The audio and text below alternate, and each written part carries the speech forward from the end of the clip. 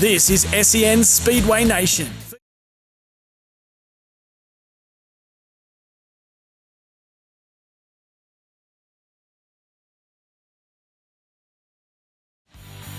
Welcome back to Speedway Nation. Thanks to Clay for View. You can watch Speedway live or on demand, and another really exciting weekend coming up. National Super Sedan Title. Back at Albany Speedway. Looking forward to it. I feel like they've hosted the Super Sedan Title just a few times, but of course they last to host the National Super Sedan Title back in 2017 in Western Australia. Darren Kane won on that particular occasion. That was a fantastic event. 30-odd cars making the call over there, and the race and the feature race was just phenomenal. Ryan Alexander led a lot of the race. It started to drizzle rain halfway through the race, and the track got faster and faster. It's really weird. Darren Kane ended up just coming on strong there. He won his third title that weekend, and well, we're probably not expecting massive car numbers, but the racing at Albany has always been really, really exciting for Super Sedans. Now, Super Sedans aren't massively strong in Western Australia. Plenty of East Coast cars coming across. They've done a really good job with the scheduling of things. Yeah. Be a fun weekend though, Ryan. Yeah, it will be. 30, just over 30 Super Sedans for the national title. I'm heading over. Looking forward to that. It's going to be a great time with the family. I'm checking out some of the action over there. It'll be my first visit to Albany Speedway, believe it or not. That was a shock for me, Ryan Harris. I know. I've never been able to have the opportunity to get down there, seen lots of it on TV and the wonderful coverage from Clay per View. But the racetrack races really well, rolls up a nice cushion, and the Super Sedans will be exceptional around there again. No question about that. It's going to be it's a wide open race for how small the field really is. And probably one of the things that throws people off a little bit when they do go to Albany is the track service is beautiful. If you could pick that up and take that to somewhere else in the country, you would happily do it, because there were guys that at the National Modified Sedan Title there last season ran soft tyres all weekend and didn't hurt them. Yeah, it's a weird surface, isn't it? They talk about it sort of like greasy, skatey sort of, but doesn't ever touch tyres at all. So the wheel speed doesn't, burn blister tyres. Now we're really starting to bore people about tyres and race surfaces, but it's just a nice surface to race on. As I said, the cushion rolls up lovely. The place is always packed for major events. There's normally 8 Super Sedans for a Western Australian event. All of a sudden, there's 30-odd. The place will be packed. City of Albany are the major sponsors. It's great to see the local tourism board and the local town get right behind the event. Can't wait.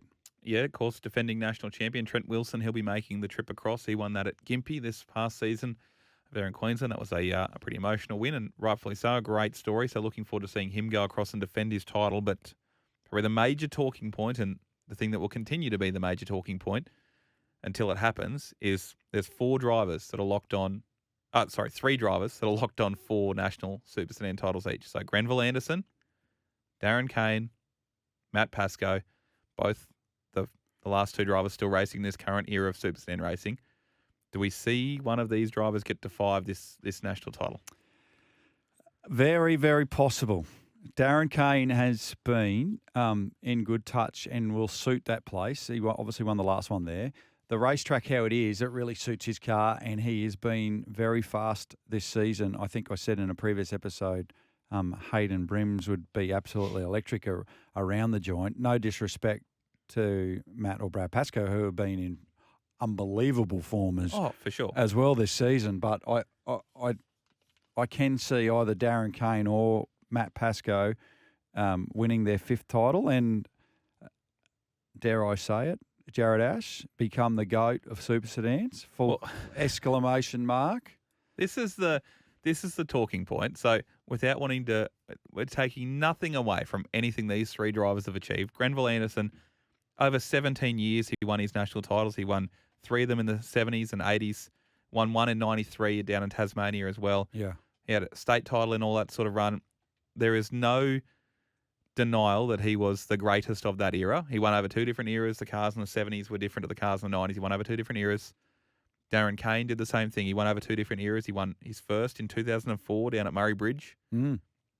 He's spanned over 16 years. He won his last one in 2020 at Borderline Speedway, the last national title before the world shut down. Yeah.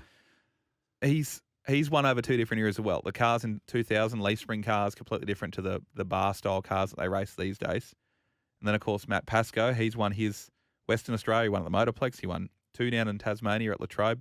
Big fan of Latrobe Speedway, just quietly. Yeah. And, of course, he won another one at Moama Speedway down in Victoria, New South Wales, Victoria border. He's taking nothing away from either of these competitors amongst the three. It's a fair discussion to go, righto, well, who's the greatest out of these? It's what we love to do in sport. We love to sit there and go, who's the GOAT? Who's the best out of those three? And that's it. The field at the moment is those three. There's realistically one or two in the current crop that may join them. But at the moment, it's a talk between these three. Yeah, they are the three greatest. And there's a lot of wonderful drivers that have been around. Jamie McHugh, Michael G, John Leslight, like Kevin Purton, Jared Harper, phenomenal talents. We're not even talking about Callum Harper, who's not making the trip this year. He's earmarked to potentially join these guys by winning a few more titles as well. For me, Darren Kane is the greatest, and I'm happy to be proved wrong, but I think what he's done, and I know he's had wonderful opportunities, but the guy is an absolute master.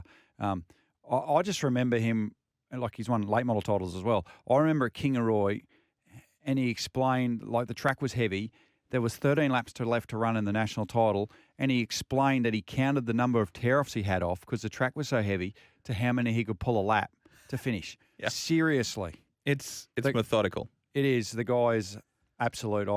He's my GOAT. And to be fair, so this trip to Albany is probably his best chance to be the first to get to 5. Yeah. He's been so good at Albany in the past. He's got 15 state titles.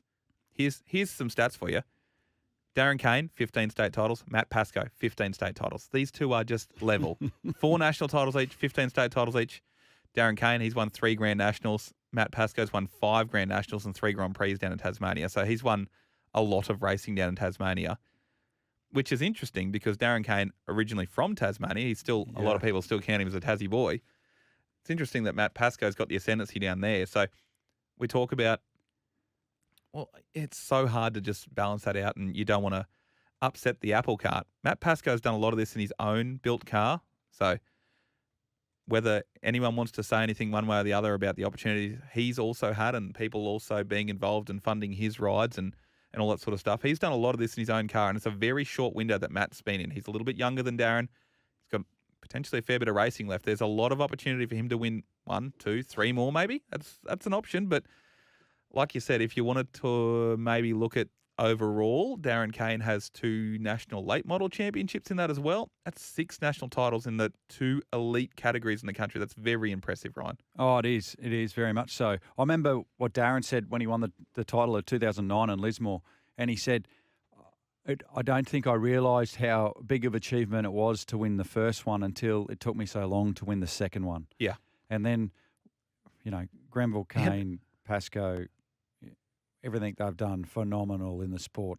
There's and up and comers coming through as well. Obviously, we're not disparaging anyone. Brad Pascoe, obviously Matt's son, has been so impressive this year. Multiple titles to his name already. Multiple big event wins. Of course, Callum Harper we spoke about not making the trip this year, but he's currently got 2 National Super Sedan Championships and a late model championship as well. So he's already got 3 to his name.